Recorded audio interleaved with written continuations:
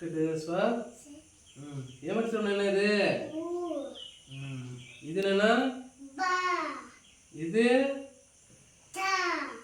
ఇది ఏమక్షరం ఇది ఈ రెండు చెప్పు లా వెరీ గుడ్ ఇప్పుడు 1 1 2 3 చెప్పు గుడ్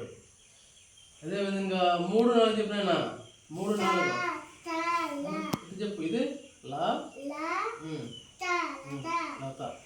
అదే మనం 4 3 అంటే ఇట్లా పెడతాం 4 3 చెప్పు గుడ్ సో అదేవిధంగా ఇప్పుడు మనకు ఇది 6వ అక్షరం తీసుకో 3వ అక్షరం తీసుకో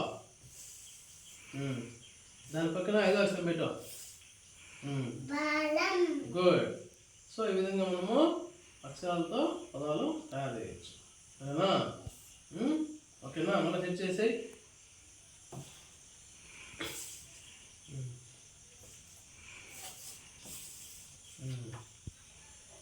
గుడ్ చదువు ఒకసారి